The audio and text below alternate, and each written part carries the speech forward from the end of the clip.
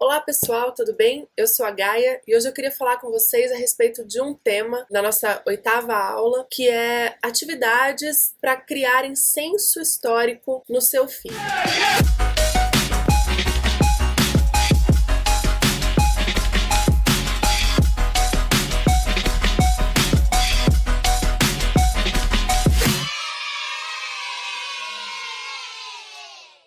Hoje eu queria tratar um pouco mais, de forma prática, como trabalhar a disciplina de história a partir de uma cosmovisão bíblica, e lembrando sempre que isso não significa engessar o pensamento do seu filho. A gente tem como premissa levar a criança, o jovem, a pensar e a construir a sua narrativa.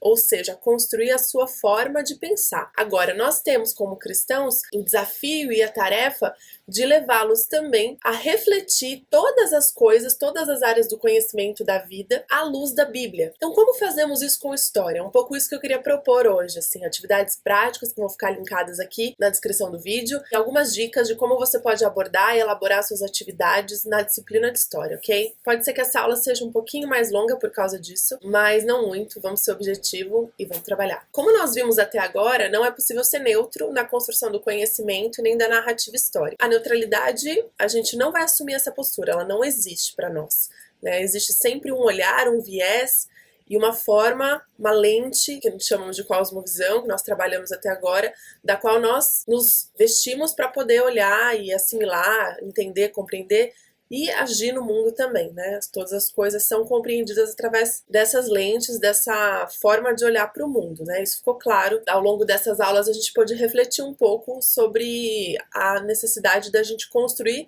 um conhecimento verdadeiro, alicerçado na palavra de Deus, entendendo que a gente tem que sempre ficar alerta para toda a informação que chega nas nossas mãos, porque elas têm um viés, muitas vezes ideológico, partidário, ela tem algo por detrás que move essa visão, ela tem algo que alicerça essa visão. Então esse algo é que nós temos que ter muito cuidado para que não seja algo mentiroso, algo falacioso e contrário à palavra de Deus, porque senão os nossos argumentos, a nossa lógica, a nossa forma de pensar, ela fica não só diferente, muitas vezes contrária à palavra de Deus, mas fica ilógica também, ou seja, perde a coerência. Aquilo que nós professamos, o nome de Cristo, deve ser coerente com aquilo que nós vivemos, entendemos do mundo, com todas as coisas, né? Inclusive com o conhecimento. Então, para que a gente tenha coerência naquilo que a gente prega, professa e naquilo que a gente fala sobre as coisas, a gente deve construir argumentos pautados em premissas verdadeiras, em uma forma verdadeira de pensar e de enxergar a realidade. Para isso é que nós nos utilizamos da Bíblia em todo o conhecimento. E aí a atividade que eu quero deixar para vocês, eu vou colocar um pouco sobre essa questão, como usar a Bíblia para confrontar o conhecimento que você está construindo com o seu filho. Pode ser que você se depare com situações em que você ou o seu filho, né, mas você inclusive, tenha concepções contrárias à Bíblia. E à medida que você vai estudando e vai confrontando o conhecimento com a Bíblia, você vai desconstruindo aquele conhecimento e reconstruindo a sua visão de mundo através das escrituras. Isso é metanoia, né? É isso que Deus nos chama para fazer em Romanos 12. A gente sofre essa transformação de mente através do confrontamento do nosso conhecimento, da nossa vida, dos nossos hábitos, do que pensamos e do que fazemos com a palavra de Deus, com a Bíblia, com as escrituras. Então é um pouco isso que eu quero fazer hoje com vocês, mas relacionando isso ao conhecimento específico de história, ok? A partir daí, eu queria pensar um pouco sobre a estética. Em história, nós temos algo que é a estética do mundo. O que seria a estética do mundo? É a visão que nós temos do mundo que inclui guerras, inclui massacres, inclui violências de forma geral, também inclui vitórias, inclui coisas boas também, né? Não só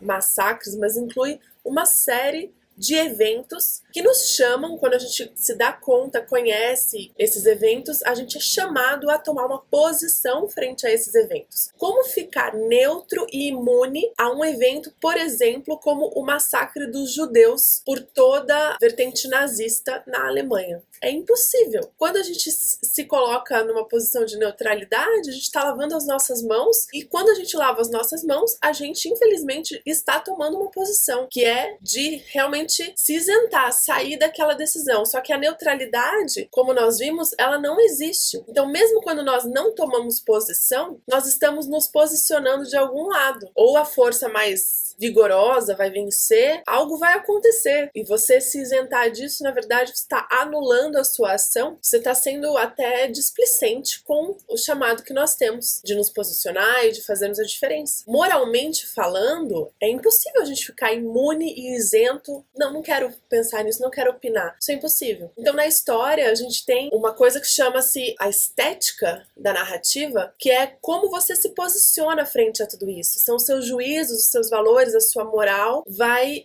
construir uma estética nessa história. Ou seja, o que eu quero dizer é que os fatos, eles não estão, os eventos, os fatos, eles não estão descolados da vida real, do cotidiano, das pessoas reais. Eles, na verdade, eles são encarnados em nós. Os fatos são vivenciados por nós. Em consequência desses fatos e a vivência desses fatos, eles estão encarnados mesmo. Eles são vivenciados na nossa carne. E é isso que torna a história algo tão importante e tão relevante para a gente pensar e refletir, no sentido de construir uma história plausível, uma boa história, uma boa narrativa. A história nada mais é do que um conjunto de eventos. E esses eventos, os atores desses eventos somos nós. Se nós conseguimos desenvolver uma consciência histórica plausível, nós vamos construir um futuro muito melhor, no mínimo na nossa ninhada, no mínimo no ambiente onde atuamos, seja na nossa família, no nosso trabalho, na igreja, nos ambientes onde nós estamos inseridos. E isso, à medida que vai se multiplicando, pode tomar uma cidade, um bairro, uma nação, por que não? Através da ação de Deus, por meio das nossas vidas e das nossas escolhas, é muito possível que Deus faça grandes transformações à medida que nós nos posicionamos de maneira correta e segundo a vontade de Deus. Caminhando nesse sentido para que a gente possa colocar todo o nosso conhecimento histórico à luz da palavra de Deus. E é exatamente porque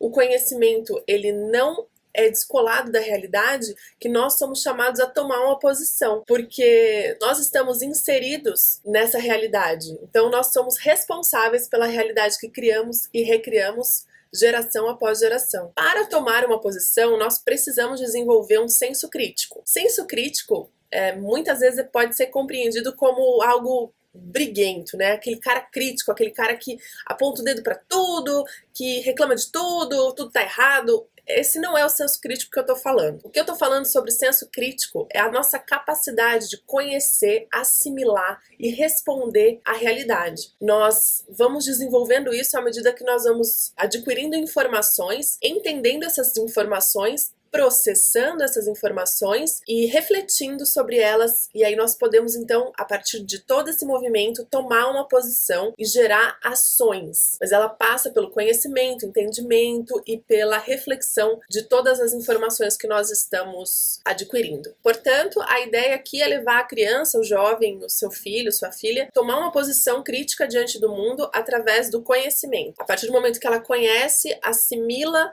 algumas informações, ela pode ser levada a refletir, pensar e argumentar sobre a realidade e agir sobre a realidade também de forma crítica, consciente e à luz da palavra de Deus. Bom, então vamos lá, agora vamos para a parte prática. Eu vou trazer algumas dicas de como colocar em prática tudo isso que eu tô falando até aqui. Para isso nós vamos trabalhar em duas etapas. A primeira é o entendimento, é o momento que você vai levar o seu filho a receber a informação e processar essa informação, ou seja, compreender, entender essa informação. E a segunda etapa é a etapa que ele vai confrontar tudo isso e é a parte da reflexão, portanto, ele vai confrontar as ideias divergentes e colocá-las à luz da palavra de Deus. Nós vamos trabalhar nessas duas etapas.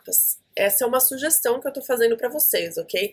Eu acho que pode ser muito produtivo, mas ela é muito maleável também. Você pode se apropriar dela da forma que for mais conveniente aí na sua vida, no seu ensino com o seu filho. Bom, a primeira coisa que a gente tem que fazer é escolher uma fonte. Uma ou mais, né? A minha sugestão é são no mínimo 3 fontes. Uma de uma posição, no mínimo mais uma de outra posição e a palavra de Deus. A palavra de Deus sempre vai ser uma fonte e aí você pode escolher outras fontes que devem divergir entre si. É importante ter várias opiniões e não uma só. Claro que isso fica a seu critério, mas a minha sugestão é que a gente vai lá no final confrontar essas opiniões para gerar reflexão mesmo. E depois a gente vai confrontar isso com a palavra de Deus no sentido de assumir uma postura que reflita reflita a vontade soberana do Senhor. Aí a fonte que você vai escolher pode ser texto, vídeo, imagem, música, poesia, literatura, você fica à vontade. Você tem uma gama de fontes, quadros, pinturas, imagens, fotografias, jornais, revistas, qualquer fonte boa, segura, né, que você vai escolher para o seu filho, de informação é válida. Ela pode inclusive ser falaciosa. Aí você me pergunta, mas como assim eu vou dar uma informação errada para o meu filho?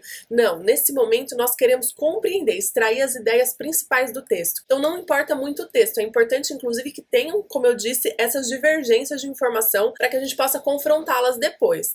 No segundo passo, a minha sugestão é que você se relacione com a fonte. Aí você vai ouvir, ler, dependendo do formato da sua fonte, você vai se relacionar com ela. Então, se for um texto, você vai ler o texto. Aí você lê o texto com o seu filho e agora nós vamos processar essa informação. Que a leitura, ela pode se dar estática, né? Você lê e ponto. Então você assimilou os sinais, os signos que tem ali, mas ela deve passar pela nossa mente para que a gente possa compreender. Então a gente gera esse movimento para gerar também compreensão. Como que a gente gera esse movimento? A minha sugestão é que a gente gere isso através de perguntas. A partir dessas perguntas, a gente elabore um resumo. Quais são essas perguntas? O que, como, quando, onde, porquê, para quê e por fim. Por fim seria a conclusão. Então, o que ocorreu, quando ocorreu, por que ocorreu, quais foram os motivos que levaram a esse fato ocorrer. Como a gente está falando de história, normalmente a gente está falando de fatos, eventos. Então, por exemplo, você está estudando a Segunda Guerra Mundial. O que ocorreu? A Segunda Guerra Mundial. Quando ocorreu? Por que ocorreu? Para que ocorreu? Quais foram os fins? Onde, como, por quê, para quê, o que? E por fim, que aí são as conclusões do seu filho, onde ele vai colocar o que ele pensa sobre aquilo, o que ele entendeu sobre aquilo, e ali ele pode até fazer uma reflexão pessoal sobre isso. Essas perguntas vão nortear o resumo. Você pode inserir outras que você entender que seja necessário, inclusive se você tiver outras perguntas, coloque nos comentários para poder ajudar outras famílias e também me ajudar a enriquecer esse nosso conhecimento. E aí essas perguntas são as perguntas que eu sugiro. Então, retomando, o que, por quê, quando, onde, para quê, e por fim, são 6 tópicos que você pode elencar mesmo em formato de pergunta, de forma sucinta, objetiva. E aí depois, a partir delas, você monta um resumo, uma resenha, um texto com o seu filho. Você pode trabalhar também de outras formas. Além do texto, você pode, se ele tem habilidade com desenho, ou se ele gosta de fazer poesia, ou escrever uma carta, você não precisa fazer um texto necessariamente em formato de resumo. Você pode fazer uma outra forma, você pode trabalhar outras formas dele assimilar esse conhecimento. Ele pode fazer uma pintura, ele pode fazer uma poesia, ele pode escrever uma música, ele pode fazer uma carta, ele pode fazer um resumo mesmo, se ele assimila melhor dessa forma. É importante conhecer o seu filho e ver como ele vai responder a isso. Você trabalha da melhor forma, tá? Eu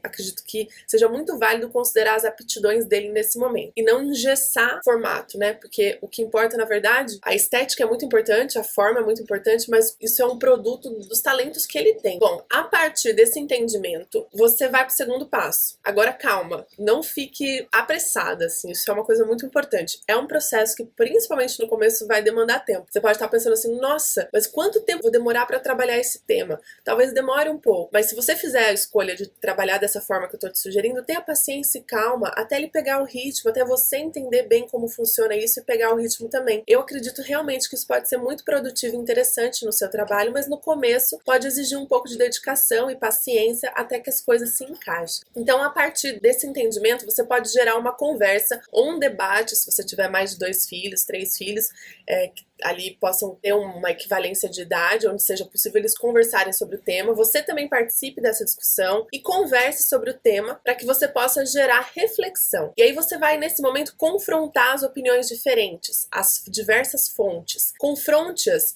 entenda qual a posição de uma, qual a posição de outra, no que elas divergem, no que elas se assemelham e, por fim, coloque tudo isso à luz da Bíblia. Traga reflexões, princípios, versículos, histórias da Bíblia para enriquecer tudo isso. Nesse sentido, nós obedecemos o conselho e a ordenança, na verdade, né, de Deus, que nos aponta para que nós levemos todo o conhecimento cativo a Cristo. Tem um outro vídeo aqui que nós falamos sobre isso também. É muito importante que nós levemos todo o nosso conhecimento cativo a Cristo, porque a palavra nos ordena assim. E aí, como que nós fazemos isso? Minha sugestão é que a gente possa conhecer diversas opiniões e, a partir dos princípios revelados na Bíblia, nós confrontemos esse conhecimento e possamos interpretar o mundo a partir da palavra de Deus.